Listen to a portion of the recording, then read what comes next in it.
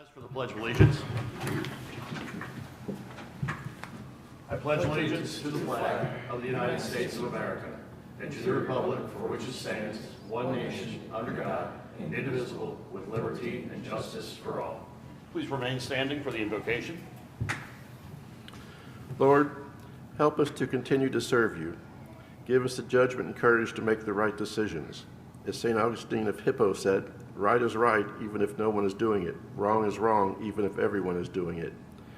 Give your blessings to the people of Independence and wisdom to this council to help us continue to serve you and the people. This we ask through Jesus Christ. Amen. Amen. Thank you, Councilmember Steffen. Welcome, everybody, to the regular meeting of the Independence City Council. If you couldn't tell by the weather outside the last few days, our dais here kicks it off. It is we are coming into fall and excited about it. I guess we're going to have a little bit of a jump up this week, warming up a bit, but it is on its way, and I, for one, couldn't be happier. We'll go ahead and get started. Madam Clerk, roll call of members, please. Mr. Brinker? Here. Mr. Failer? Here. Mrs. Franzen?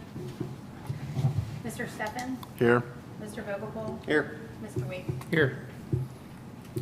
All right. Sounds like we've got one missing, but we still have a quorum. We will move on. Next item of business is the approval of council minutes from our regular meeting of August 4th. Has council had the opportunity to review the minutes? Have any requests for possible corrections, changes, concerns?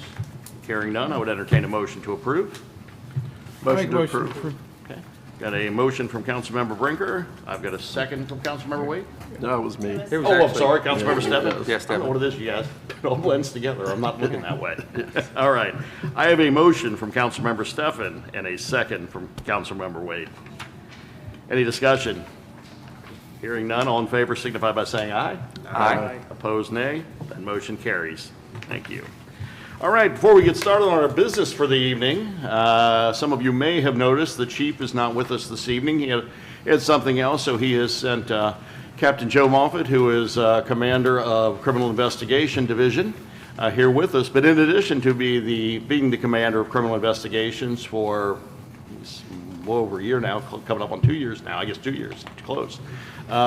He is a very recent graduate of the FBI National Academy. He has spent the last couple of months in Washington, D.C. at Quantico and has graduated from FBNA, which is quite an accomplishment and puts him in the elite of law enforcement across this country. So let's hear it for Captain Moffett.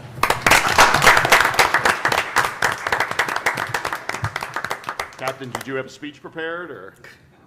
All right. All right. Welcome back. Strong work. Thank you, and yeah, please thank your family too. I know it's quite a sacrifice for them for you to be away for that long as well, so we appreciate their support. Don't worry, I took care of your pool while you were gone. All right, moving on, starting off with old business. We have three related items of old business. This pertains to the franchise agreements with both Duke and Owen that we covered last month, so I won't go into a whole lot of detail unless anybody has any questions on any of them. All right, Attorney Will Hoyt? Will Hoyt, I apologize, and let me introduce counsel too.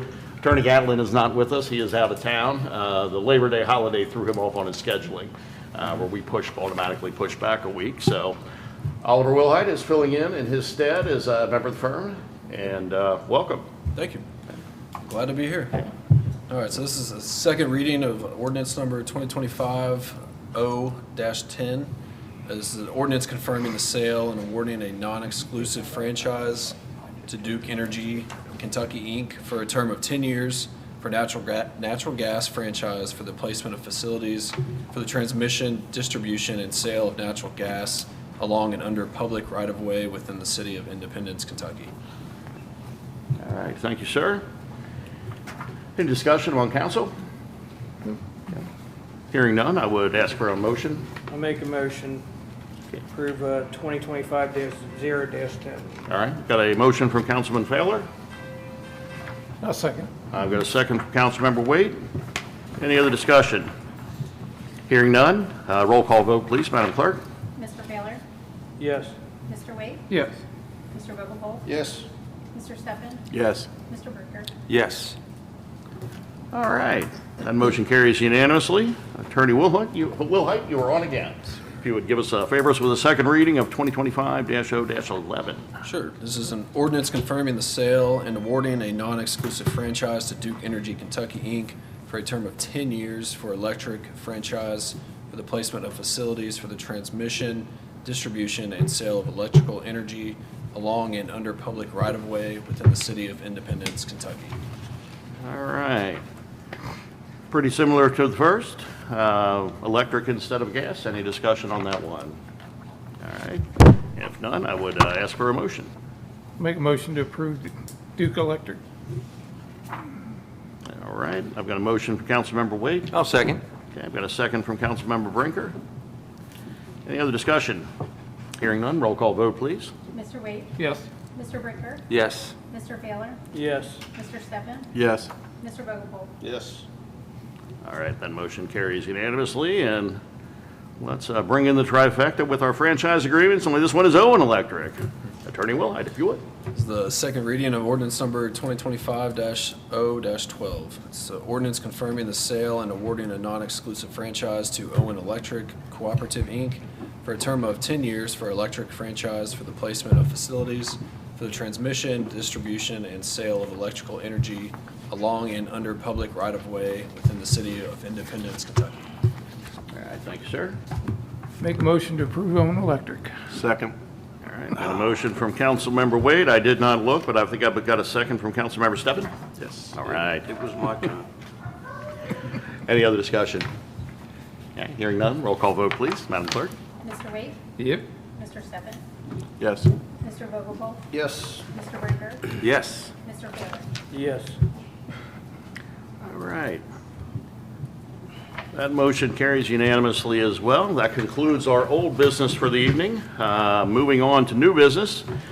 First and foremost is our first reading setting a tax rate for the current year for 2025-26 fiscal year. Before we get into the reading on that one, you guys know me, I love numbers, and I've got a little bit of a presentation for you, or at least talk about some of these numbers.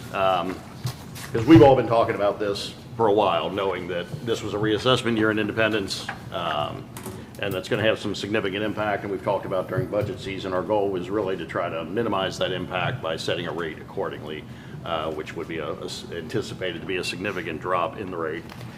As expected, our total assessments came in about 24% over current, so a 24% increase in assessments and average assessed values. And the one we're most concerned about, or I think that most of our residents are concerned about, are the residential assessments. And on the residential, it looks like the average assessed value in last year was $193,951. The average assessed value went up 23.9% to $240,237. So it is a big jump. It's a 23.9% jump. But I kind of want to talk about that, just put it into some terms relative to the market in general. As we've discussed before, and I think I had a column about it earlier in the year, is, by statute, the PVA has to assess property at fair market value, or fair cash value, which is defined in the Constitution as something to the effect of what it would bring at a market sale.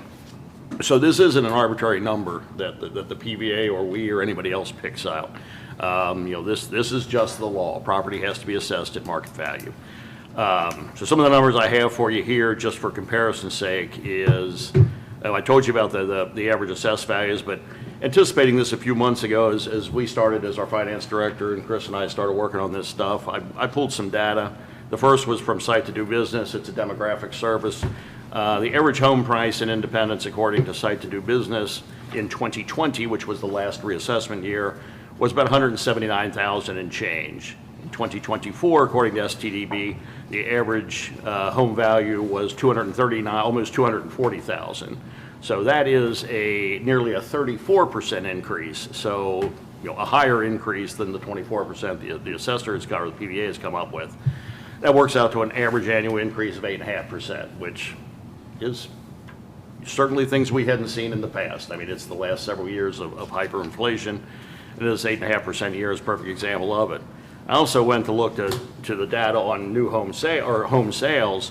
went to the MLS. In 2020, there were 671 single-family sales in the city of Independence. Average price on those sales was about $239,300. 2024, there were only 391 sales because of the inventory problems we had. But that price jumped from $239 up to $336, $371, or a 40.6% increase between 2020 and 2024 in home prices. So, 10+% a year. And I only say that for some perspective. And I know, we're all going to hear about it and we're all going to feel it. And when you get that, and everybody's gotten their assessed value, their reassessments at this point, and those numbers range widely. That average 24% is just that. There are, I personally know somebody that was nearly a 40% increase in their assessed value. He's sitting to your left. Yes, he's sitting right here. He was our case study as we worked on this as well. What did you do to the PVA? Cut my grass. It was tough to sit in a room and work on it while he was trying to hold back tears. But yeah, so, we've seen the big increase, but the reality of it is it's the market we're in.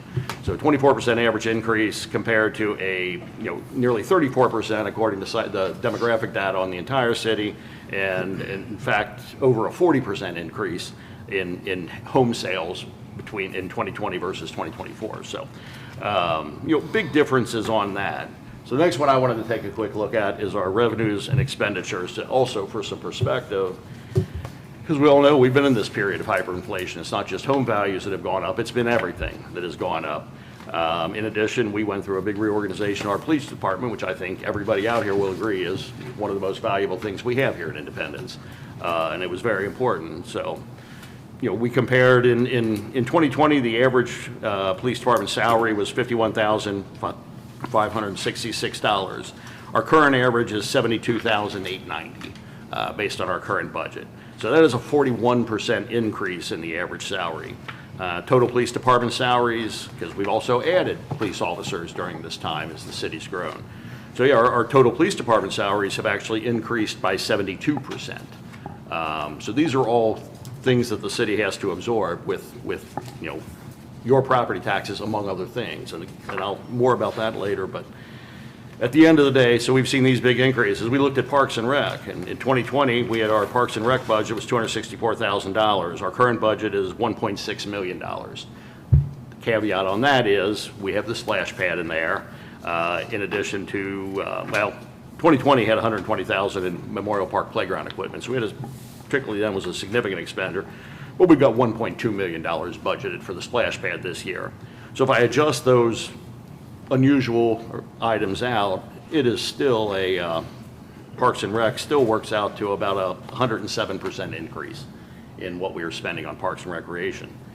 I for one, think it's worthwhile, and I know you all, and I think everybody up here would agree with me. We've got some great programs, we've done some great things in the city, and I'm glad we've been able to do it, but it has cost a lot more than it used to cost to be able to do these things. Municipal road aid, which really are what we have spent on our roads in the city. 2020, we spent about just under $2 million on roads in the city. Our current budget has us at over $3.9 million budgeted. Now, there's a bit of a wild card in there. We've got the production drive replacement, which is kind of an unusual one. And I'm trying to remember where that total came in at $1 million.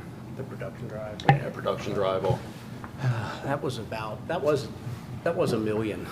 Yeah, that was right around $1 million. So even if you take it down, we've still just under $2 million versus nearly $3 million. So that's gone up a lot in the last few years. If I normalize that, still a 99% increase in what we've done there. Our total revenue for the same periods, 2020 versus our current budget, our total revenue projections, we're up 25% from where we were in 2020. And that's adjusting out. We received that grant, the redevelopment grant from the county that we've talked about.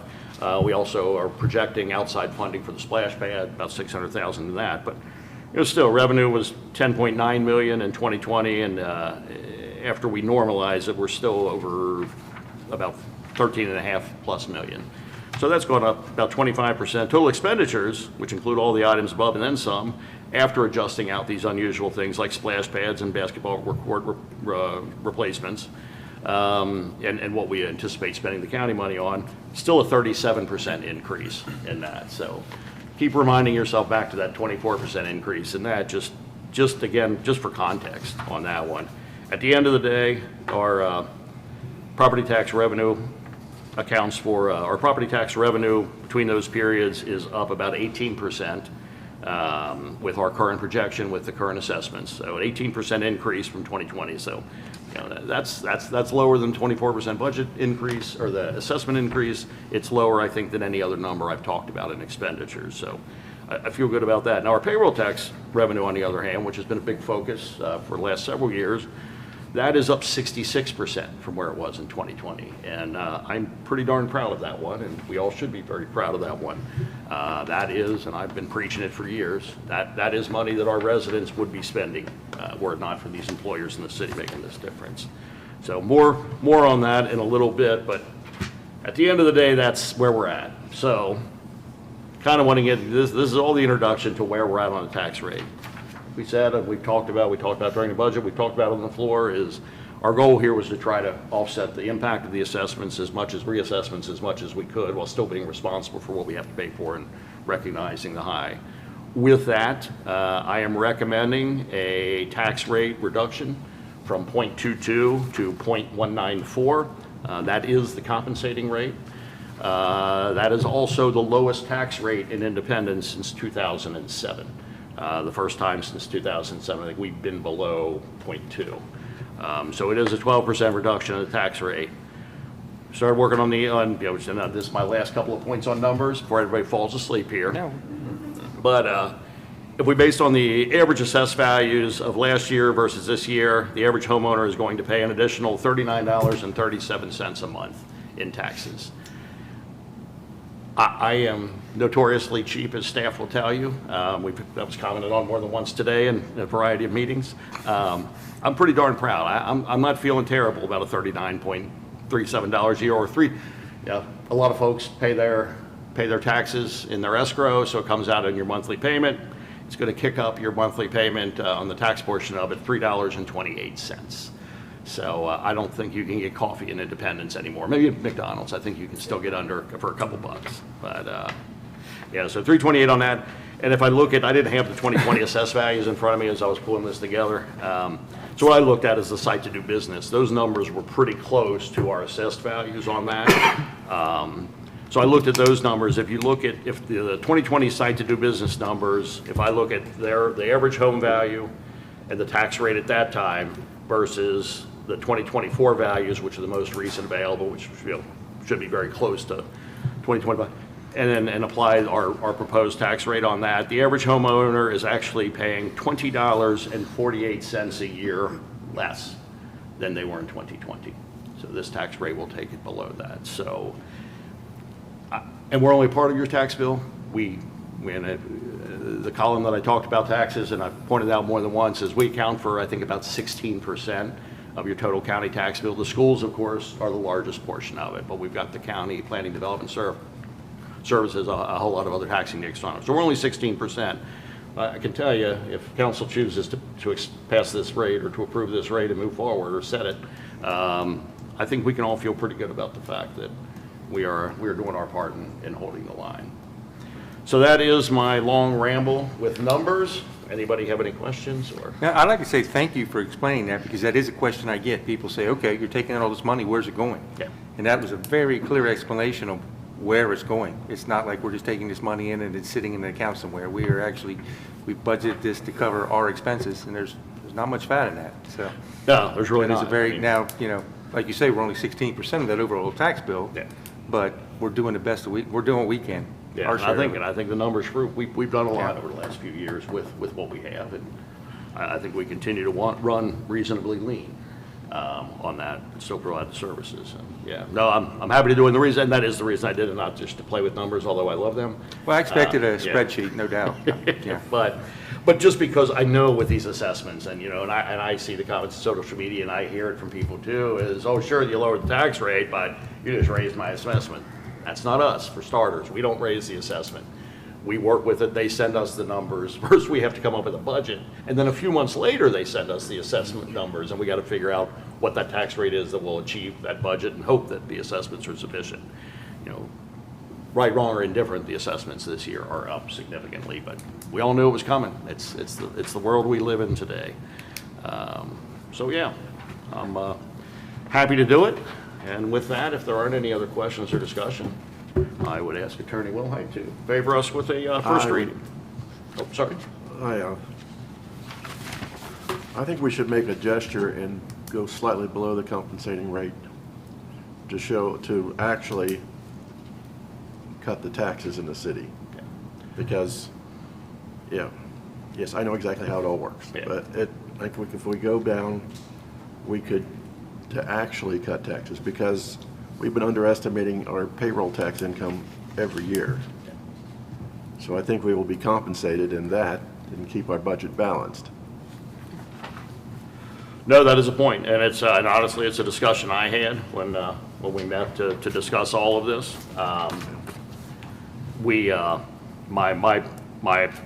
Obviously, in the end, my choice was to bring you the compensating rate, and that was a recommendation of our finance director and recommendation of our city administrator. But, you know, this is, at the end of the day, this is council's call on how we want to do it. I don't have numbers in front of me. I haven't run numbers at a lower rate. Actually, I don't know how to run the numbers at a lower rate, but yes. Trying to figure out if I can back into a number, and yeah, no, I apologize. I did not request any additional numbers, and none of the projections I have that lower rate. Let's see here. But, you know, I've got this number down in 100 different places. I feel like there's a way I can back into it. Let's see.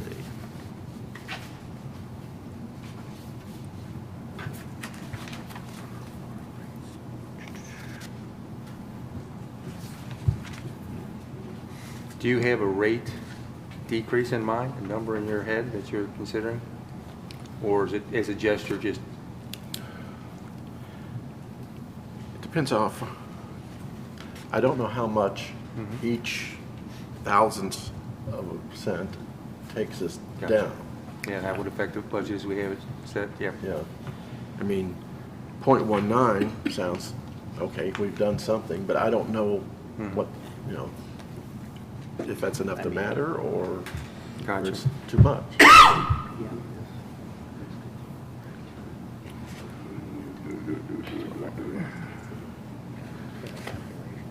Let's see what our, throw you on the spot here. You're new on this is, so if we were to do a first reading at the current rate, and then make a downward adjustment, assuming it is, you know, if we let's, for example, if we go from 0.194 to 0.192, is that in your opinion, is that a significant enough adjustment to void the first reading that we've got to do another reading? I would say no. It's not it's not too much of a substantive change, and it does reduce instead of increase. So I Right. would say it's. Yeah, that's why I was it's thinking probably start at the okay. set rate, so we're, if anything, we're going downward rather than upward, Right. so. I'd say you're free to do Calculations. the first reading, and then if you By do next reduce Monday. it just by a little bit, you're probably okay to continue to the second Okay. reading. Because next Monday would be I mean, it's the a next 1%, council those examples are a Yeah. 1% difference, so it's not. meeting. We can get it by. Okay. Well, if it is the will of council, then if you're okay with it, we will go ahead and go with the first reading at the current tax rate. And then I will ask Rachel to prepare us projections based on any, you want to see what a 0.19 and a 0.192 look like? And say 0.89. You know, like. 0.189? Yeah, go down each 1,000th of a cent, Okay. five steps. Okay. So 93, 92, 91, 90, and 89. I will tell you, and yeah, our finance director Gibson can express this better, but I brought that up to her, and she begged me not to. But with that said, yeah, let's look at the numbers. I mean, your point is well taken, and I'm going to talk about that in my report a little bit later, is on the payroll taxes, because we tend to be conservative on that, and we have gotten it, so. Have any other comparable cities set their tax rate yet? I know Erlanger has. Do you know offhand? I know they went down. I don't know where they're at. And it's a little tough. It's always a challenge with us is we're trying to make that apples to apples comparison because we don't have a fire department. Right. But I used to have a running thing where I would factor in the fire department rates. But yeah, I'm not sure where they're at. Just curious. Yeah.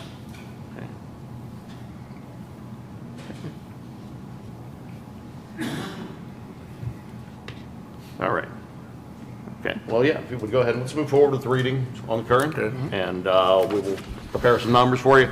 And while we're talking about this, just so everybody's clear, because this is also something I generally hate to do. I don't love special meetings. They're necessary.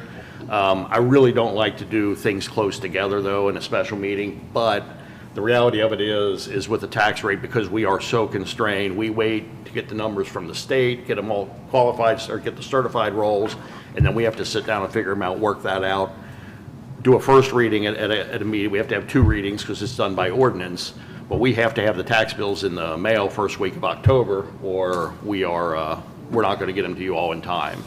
So that kind of puts us tight. So I agreed to go ahead and do a special meeting next Monday. So we will be back here Monday night to do a second reading of this tax rate. And part of the reason I was okay with it is because we were lowering the tax rate.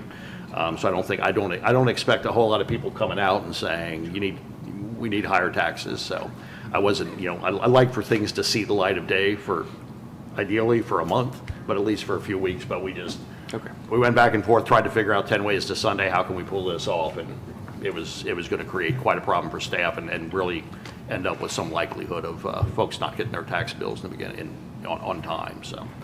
So next Monday, we will be doing this second reading we're talking about, and we'll crunch the numbers and see what everything looks like for that one. So, all right, I'm sorry. Go ahead, please.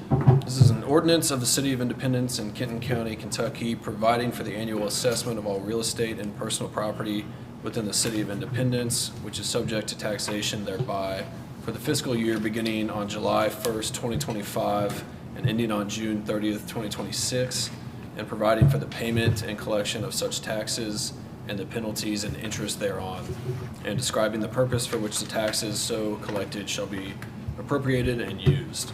It appears these taxes are due on December 31st, 2025. If you do pay them by November 1st, 2025, you get a 2% discount. And then if you fail to pay the taxes by midnight on the evening of December 31st, 2025, a penalty of 15% plus interest at a rate of 6% per continuing year will be added to your bill. All right, thank you, sir. Any other discussion on this one? All right, we will have those projections for you. Try to get those to you here in the next couple of days, get a chance to look them over. And we will reconvene on this issue next Monday. All right, moving on. Next is proposed ordinance employee pay classification. This is a first reading. I know we just did this. Here's the reason I'm bringing this before you now is I think everybody here knows that Aaron Cope has just been doing an incredible job as our Parks and Rec director. We look at how robust, we had robust programs before, but now they're just, she's blowing them out of the water, new events, things like that. My intention originally was to come to you next year as we were preparing a budget and look at promoting Erin from Parks and Rec coordinator, her current role, to making her the director of Parks and Recreation for the City of Independence.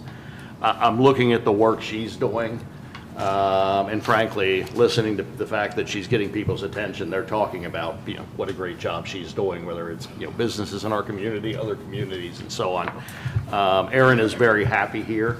But she has earned this title. She has exceeded our expectations on every level.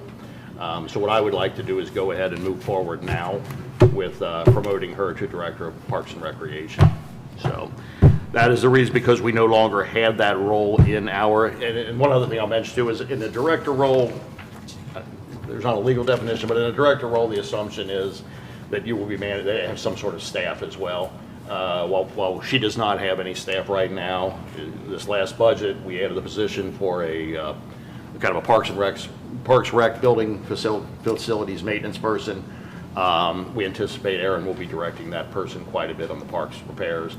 In addition, the reality of it is I think next year I will probably be coming to you at the rate we're going with looking for at least a seasonal person She's just got so many programs going now that it can't be, effectively and efficiently covered by one person. So I think we will still be adding that seasonal person, which obviously would report to her as well.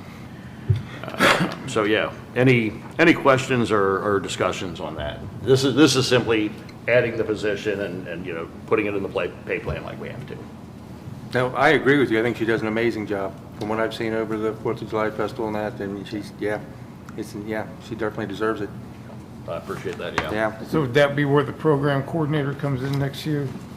I don't know if it'll be a program coordinator role, or I think we have some seasonal, I don't know if it'll be a seasonal laborer role. We would just put it in as a seasonal laborer, because it really will be it would be a seasonal. We don't really have a need year-round for another, even a part-time person, I don't think.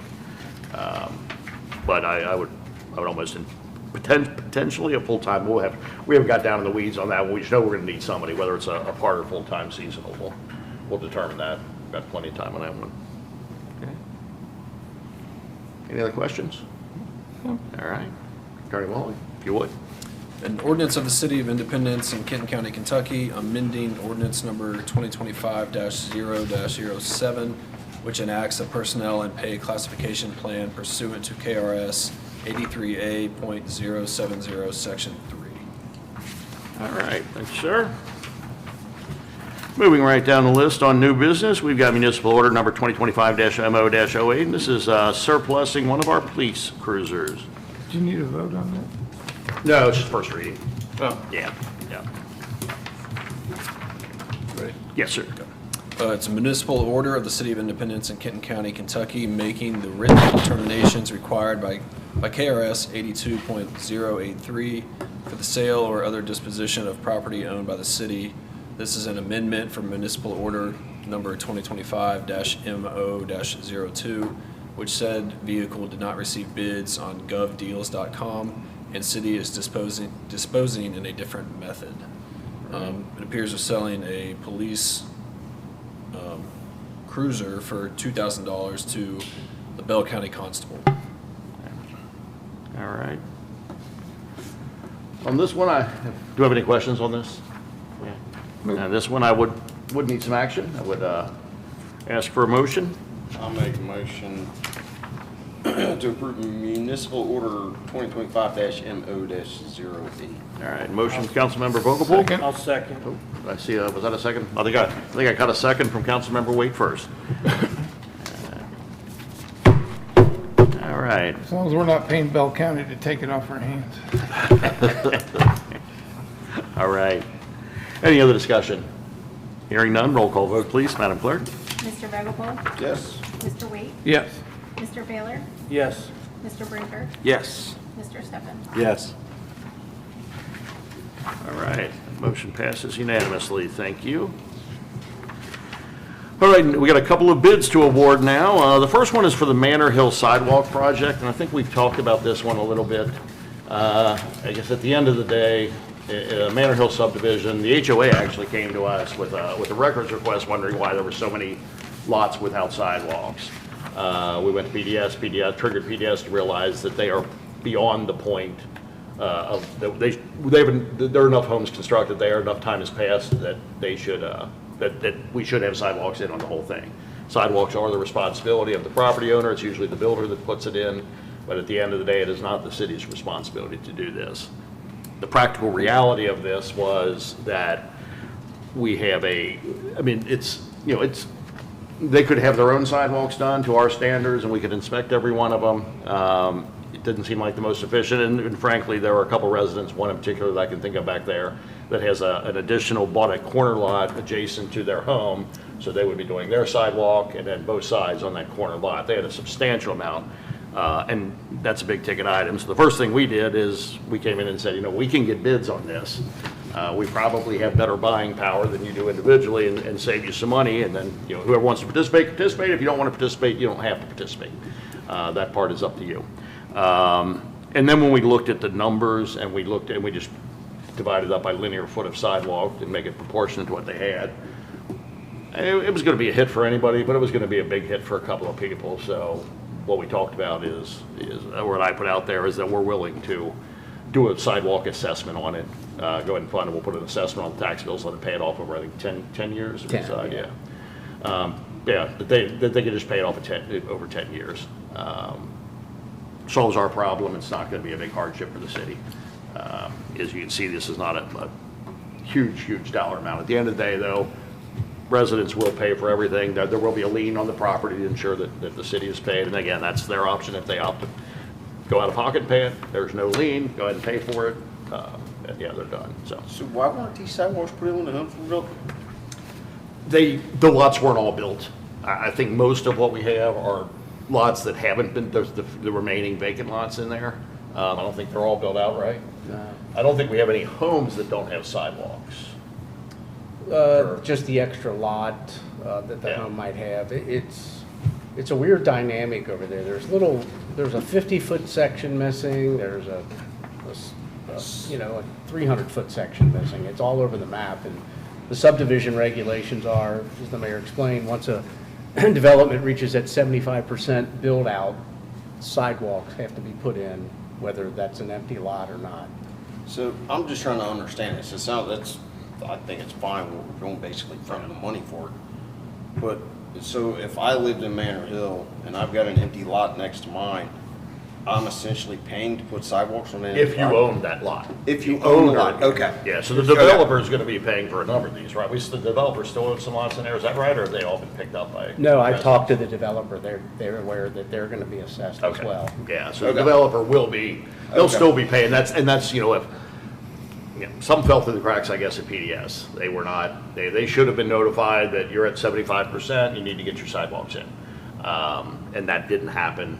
This request from the HOA triggered the, somebody missed something. So my understanding is most of these will be footed by the developers that own the empty lots. There's only a couple scenarios where you have lots that were sold to private individuals. Private individuals bought them. In most cases, I think private individuals bought them to, Okay. because they wanted to have, Yeah. protect their. Was that a large number of lots? Usually that's not typical where that many, was that a bunch of people that did that, or is it just a couple scenarios? No, just a couple scenarios Yeah, on the okay. extra lot, but there's still some dead end straight. Like I said, there's still some missing gaps. Right now, if you're walking with your baby in a stroller, Yeah. you have to go out on the street, then get back up on the Yeah, sidewalk. I remember that in campaign season, I remember it being quite Yeah. that there was a lot of, wow, this is a Yeah. lot incomplete. I was surprised the number of lots It's still the time we all available. get to see all the sidewalks. Yeah, I do.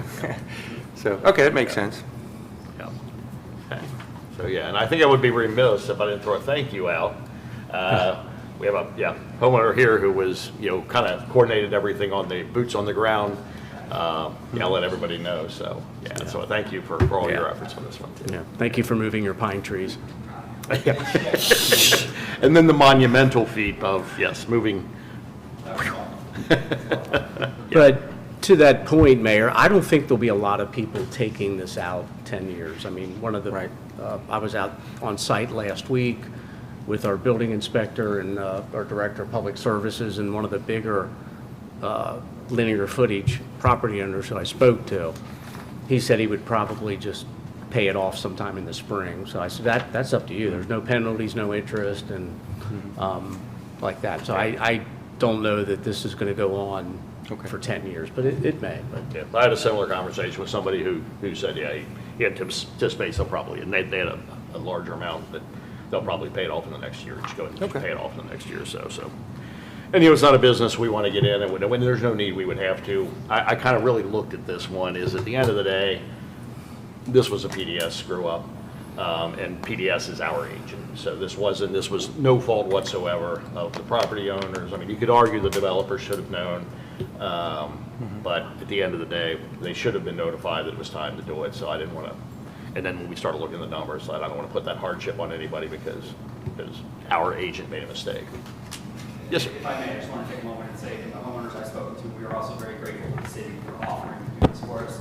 We recognize that you guys could have just said this is your own, you think you're going to take care of it, so we're grateful that you guys offered to step in, get that better buying power, and then just let us pay this off back. I appreciate you saying that, thank you. So with that, any questions or discussion on that? Yep. Okay. Attorney Willett, if you would. Not sure what there is to read, actually. Well, we just need a Oh, motion. yeah, I guess we really just need a motion to accept the bids, right? Yeah, yeah. You don't get to read anything this time? Sorry. I make a motion. I'll second. I do this several times during every meeting. There's going to be a faux pas. It's a wonder I made it this far down the agenda. All right, so in that case, our low bid is from Husak Paving and Excavating. Recommendation $66,020. I would entertain a motion to accept that bid unless for some reason you wanted to spend more money. But I make a motion. He had a motion and I seconded. all right, got a motion from Councilmember Failer, second from Councilmember Steffen. Any other discussion? Roll call vote, please, Madam Clerk. Mr. Baylor? Yes. Mr. Steffen? Yes. Mr. Vogelpohl? Yes. Mr. Waite? Yes. Mr. Brinker? Yes. All right, that motion carries unanimously. Thank you very much. And that takes us down to our final item of new business, and that is awarding the bid for the Memorial Park Splash Pad site preparation. So after years of talking about our splash pad, knowing this is the year it was going to happen, going through the highs and the lows and everything else, we are going to get started on some actual tangible work. Our low bidder on this one is Ford Development Corp. If you all recall, Ford is the company that did our terracing in the amphitheater. So they are familiar with our park. They are familiar with holding back hills, which is a component of this project. Right, retaining wall is part of this bid. Yeah. And I don't know, Mr. Marconi, do you have anything to add to that one? I know you've been in the weeds on this one. Yeah, Ford also did the Cody Road Bridge when we fixed that a couple years ago. Ford did that as well, just FYI. No, this would be one of the bids. This is to get the site ready, and then we'll come to you later on with another bid of the actual installation of the equipment. So it's a kind of a lengthy process, but we'll come back to you in a few months with the second half. So at this point, we have purchased the equipment, right? So that's about Yeah. $350,000 if I recall. Because of Yeah. the budget that we had, yeah. Yes, so we've got that one, we've got another roughly $350 on the site prep. So at this point, we'll be $700,000 into, right now, we're at about our estimate's at about a $1.2 million for the entire project, prep work, everything. We just met today with a local business. We continue to work toward grant or towards sponsorships in some way, whether it's naming rights or other sponsorship levels for this. So we'll continue to work down that path, but we don't want it to hold up the project per council's direction. So Yeah. my big question is, where is the site? So the site is, that seems like a minor thing, council member, but okay. Yeah, because I understand there's some dirt there now, but Yeah. So it is kind of at the, Can you it's, kind of describe it? it's if you think about it, if you're looking down at the park, you've got the amphitheater off to this side. Let's see, I'm trying to get myself positioned. I'm sorry, yeah, so you've got the amphitheater here, the playground's up here. The path that comes down from the playground intersects another path, and then it can drop down to the amphitheater, or it goes off to the soccer field. Kind of where that intersection will be moved. It's right in that area there. So what we're going to do is build up a portion of that with retaining wall. The retaining wall will start in the hillside facing the terrace. It'll get to its biggest, but it'll go, facing the amphitheater, and then it's probably its highest point kind of facing the pickleball courts, come back around into the hill. And I think at its highest point, is that a 12, 14-foot retaining wall? It doesn't go that high. Oh, not that We'll high, have a okay, railing so- on it and all that. Yeah, we'll still have a rail, yeah. So we sit up there, so we kind of at that point there. So it'll be right below the playground. Okay. But still, I think within a reasonable distance of the restrooms, the playground. Not, well, one of our concerns originally was too close to the playground and we would have a lot of crumb rubber mulch. Gotcha. In the filter and everything else, but now we've gotten rid of the crumb rubber mulch, so, not a problem. And being composed to backfill will definitely make the project easier to do. You won't have to really do any in-depth trenching of the Yeah, solid rock. that's right, back because there. there's a lot of underground work there, yeah, with Yeah, the that'll make piping that and things much like more that, efficient. Yeah. And it'll be right smack in the middle of the park. Okay. And as Mr. Marconi has said in several meetings, you can be sitting there at a party at the park, taking in the show and watching your kids up there in the splash pad, or, you can see it from the pickleball courts or wherever. So, yeah, I think it'll be nice and central and prominent, reasonable distance from parking, which is another concern, so, Okay, yeah. appreciate it. we looked at access to utilities and the water lines and electric. Yeah, I know there was multiple locations that were talked about, so I wasn't Yeah. sure where we exactly were at this point. Yeah, I have some, I thought y'all would have had that in a packet at some point, but I'd be happy to get you a sketch or If rendering. you don't mind, yeah. Yeah, Yeah, we'll definitely get I'll that. send that out, just, Okay. And if you have any business owners you're talking to and you want to take it and show it to them and see if they want to have their name on top of it, that would be wonderful too. Gotcha. yeah. I guess the other question was the grant that we were, well, not really the grant, the one that we were talking about with the foundation. Yeah. We, Is that- well, yeah, the grant, so we did apply to R.C. Durr Foundation for a grant, and we got word a week or so ago that we were turned down on that Okay. one. Yeah, so that one is not coming through. Okay. So we'll continue efforts to see if we can get some Okay, thank you. naming rights or other levels of sponsorship. Okay. All right. Any other questions or discussion? All right, in that case, I would entertain a motion with the recommendation of the Ford Development Corp. bid of $349,120. Mr. Gregg. Greg, would you like to? I'll make the motion to approve the bid to, who are these? Ford Development Company. I second for Carol. All right. Got a motion Second. for Councilmember Steffen. I've got a second for Councilmember Waite on behalf of Councilmember Franzen. And for those of you who don't know, the reason that is Councilmember Steffen was the great advocate for it when this idea originally came up, and he and Councilmember Franzen formed an ad hoc committee kind of, and went out and did some more research and found out what we were getting into and really led the efforts on this one. So only appropriate that, it would come from them. All right. So I have a motion and a second. Any other discussion? Hearing none, roll call vote, please. Madam Clerk? Mr. Steffen? Yes. Mr. Waite? Yes. Mr. Vogel? Yes. Mr. Brinker? Yes. Mr. Baylor? Yes. All right. That motion carries unanimously.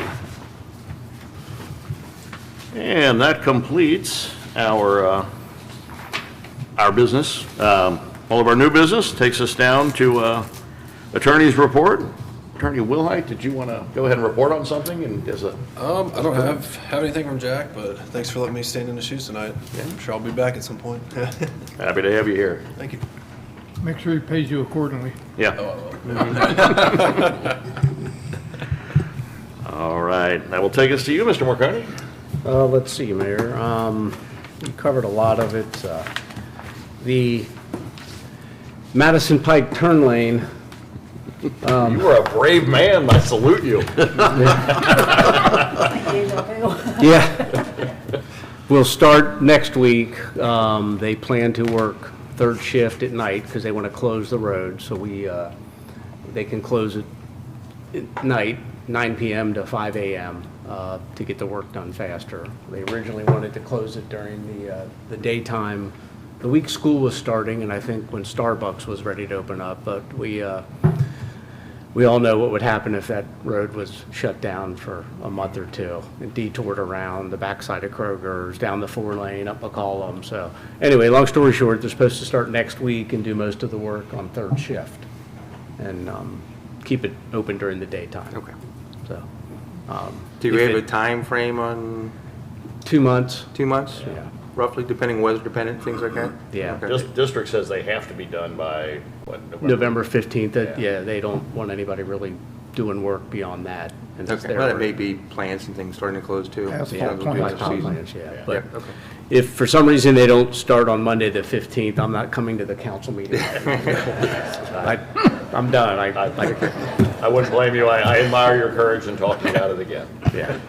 Yeah, trust me. I think we might see him out there with a shovel on the 14th. I thought saying, about hey, it. it's happening, see? Yeah, I'm going to widen it myself if I have to. Might be easier.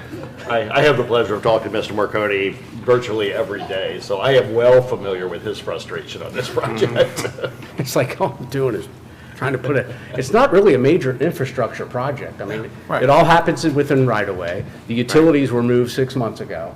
I mean, I don't want to oversimplify it, but this is not a major Yeah.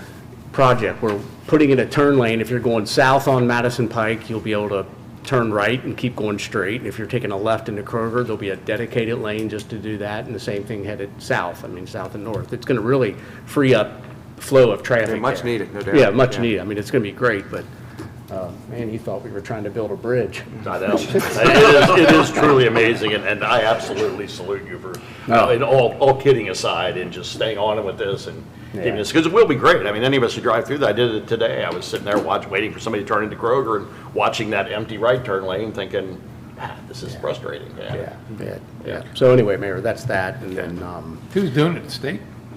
please? State doing it? Eating asphalt. Oh. Yeah. But there's, like we talked about, there's some bond money that was left over from the town center. We're using that to cover a portion of it as well. The only other thing I had is PDS is going to be working on the qualified manufacturer home issue that was passed by the House Bill 160.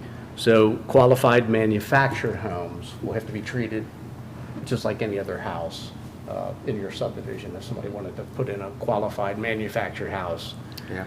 it's allowed. Well, I believe the way that the trades are going right now and the unavailability of people to work on sites, that will be the future. Yeah. In order to attract people, they'll have to build these structures, these houses in temperature-controlled warehouses, building somewhere and then brought to site. I think it's really going to be like many other countries do, because it's hard to convince today's youth to go stand in the mud, in the cold and everything else. So PDS is going to work on a countywide type text amendment. I think that we'll have to, all cities will have to pass, because you can't prohibit them like some cities do. At the end of the day, though, they will still be required to apply, to comply to the veneers and the different. Yeah. So you're not, it shouldn't be Design standards. too visible to you as you approach it that this was what it is, other than the Right. fact it shows up on a truck one day. We just can't make it any more strict than the current design standard. It has to meet that neighborhood. Yes, right. Same for everybody, right? We can't say because it's a manufactured home, it's got to held to a higher bar. Gotcha.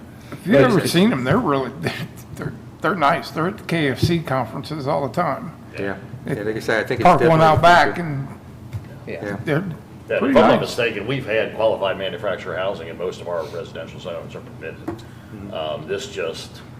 This upped the game, and when it was going on in Frankfurt, I was, involved with some conversations with legislators on it and everything else, and KLC, everybody just did a great job of making sure that, we understand where this is coming from, but at the same time, it can't be putting a trailer in a subdivision. Right, and I think that's some of the issue there. People may hear that and think, well, that's a mobile home, but it's not. Yeah, and it's really not. It's basically, yeah. So in the coming months, we will have a draft ordinance for amendments to our zoning. To comply with House Bill 160, we have to update the definition of single-family dwelling to include qualified manufactured homes. We have to update the definition of a qualified manufactured home to match state law. We have to remove qualified manufactured homes as a separate use in all of our tables and all that. And then we have to eliminate any separate standards that apply to qualified manufactured homes. Now, there's a difference between qualified manufactured homes and manufactured homes. This is qualified manufactured homes. So anyway, just a heads up, we want to pay close attention to that. I am actually, as it works its way through PDS, and they come to us with a draft. And that law becomes effective July 1st, 2026. But we want to have it in place by the end of the year if possible. So that's all I have right now. All right, sounds good. Thank you, sir. Sure. All right, I've got a couple of things.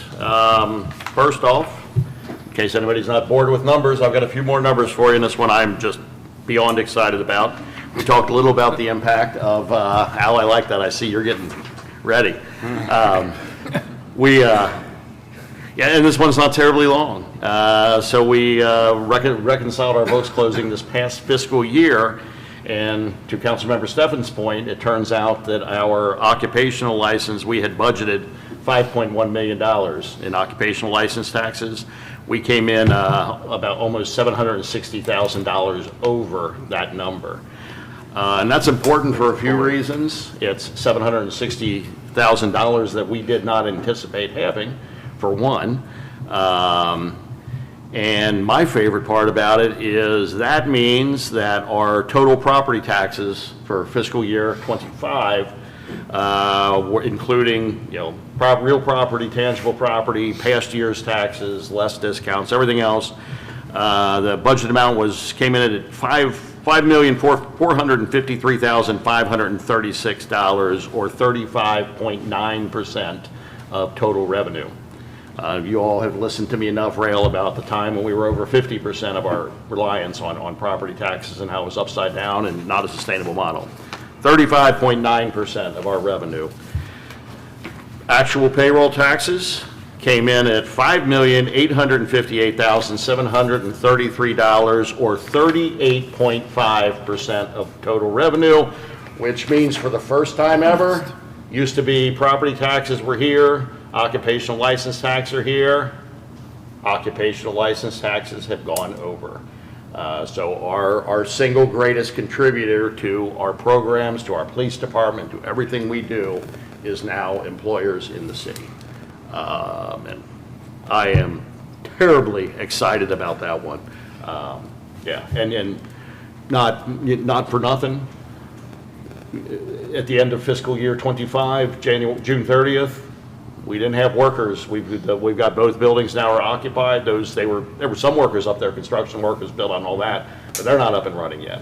The Downs of Nicholson. Are you talking about Park 536? Or Park 536, Yeah. I'm sorry. Yeah, Park 536, those two buildings there, and there's still a couple more pads up there.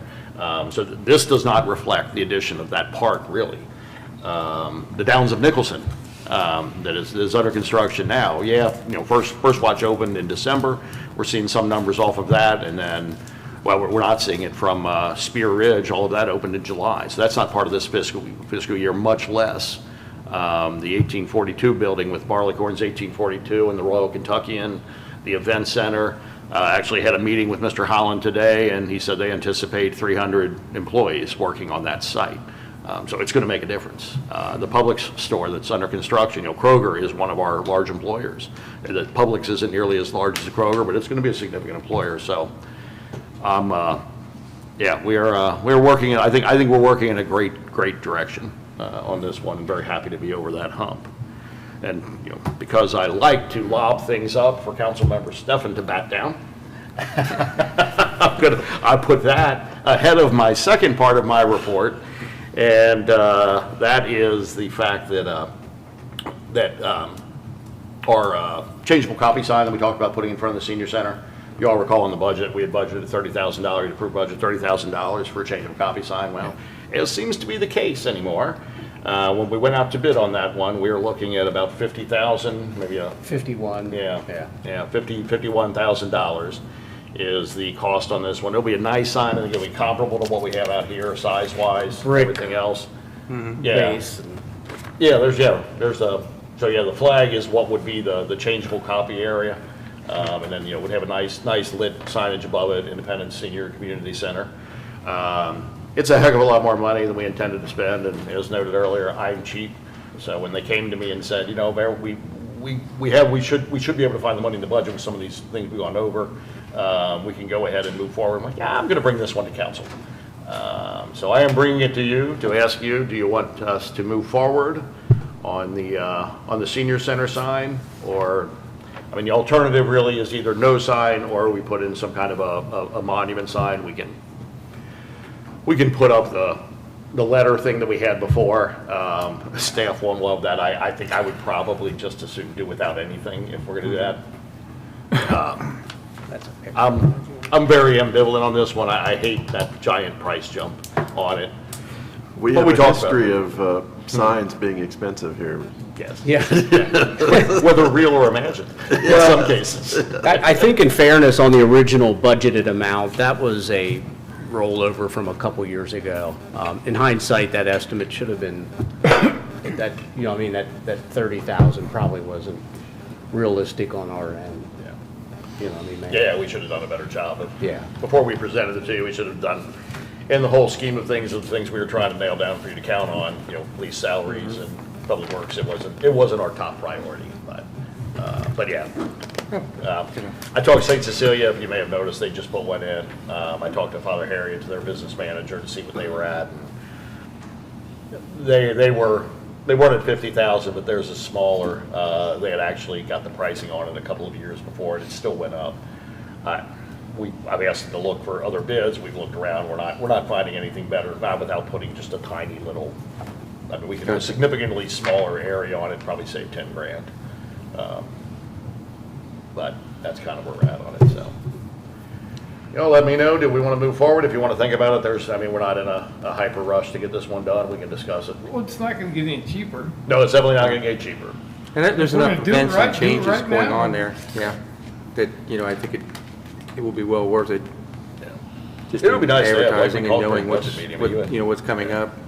Yeah, with all the events we have going right, it'll be nice to have that. It's a good amount of traffic that goes by the senior center. Yeah, I mean, I can certainly see the, And its location is now where the wooden one has never been lit? Is that Yeah, its location? It would be, at- yeah, it would be real close to where In that the vicinity, current right in one that corner? is. Yeah. Okay, It would just face a different way. very, very visible. okay. Yeah. I'd say go for it. All right, you say go for it in the Yeah, form I mean, of it's a not motion? gonna get any cheaper. Yeah, no, I don't disagree. No, you're right. It's definitely not getting cheaper. It's a question of do we want to do it or not? And if we decide we don't want to do it this year, but we really should have done it, we decide to do it next year, yeah, it's going to cost us more. It'll be 70,000 next year, Okay, all right, the way everything's going. all right. Yeah, I make a motion to go ahead and approve the right. senior center sign. all right. I've got a motion from Councilmember Waite to move forward on the senior center sign at the approximate $51,000 mark. I'll second. Okay. I've got a second from Councilmember Brinker. Any other discussion? And let's go ahead and do a roll call on this one if we could, please, Madam Clerk. Mr. Wade? Yes. Mr. Brinker? Yes? Mr. Baylor? Yes. Mr. Steffen? Yes. Mr. Vogel? Yes. Okay. That motion carries unanimously. Thank you. We will, It looks better than yeah, placarded letters. yeah. Yeah, the other side had to go one way or the other. And you talked to our senior center director, she was probably getting to the point where we were going to have to buy her body armor and a hard hat if she was going to continue to use that thing. Because I think isn't it lift up the glass on the front, prop Yeah. a stick under it Yeah. to hold it? Hope It's the relocated sign from the former city building? probably? Yes, that's some of us, that Yeah. sign that's down there was the city building when we were in the old Huntington Bank. That's the, So it goes that's back the, quite a few years. Yeah. yeah. So that sign goes back about 25 years ago. Yeah. So we kept it, and then when we built the senior center, we just brought it up, thought, you know what, we can kind of still use this. You know, talk about being thrifty. Yeah, right. But I guess I was thrifty. Yes, I think all the money we saved over the years by using this used Yeah, sign. that's so right. Now it's, But yeah, that was our original city sign down there. Yes, I thought I recognized it. Well, especially with the splash pad going in, being Yeah, that's ready. true. I mean, The information will definitely be needed. you want to have a 1940s sign to the entrance, Yeah. brand new splash pad. Right. Yeah. So we can put splash pad closed due to Yes, sir. diaper residue? Pooping in the pool. That's right. Well, Maybe we come up with a logo for that, like an exploding diaper. Just blast it out there. I was thinking more of an Adult Swim only, but There you go. There was discussion today about a adult swim at the splash pad. there's no swimming per se, it's just, Not to put you on the spot again, Attorney Wilhite, but what do you think the liability is on an adult swim at a splash pad? Needless to say, there would be alcohol involved. I'd advise against it, yeah. Need hip joint insurance. I'd probably still wear a life jacket just in case. All right, well, thank you. We will get moving on that one then. Settles that one, and I don't believe we have any need for executive session unless you have a different opinion. All right. Do I have anything from council? All right.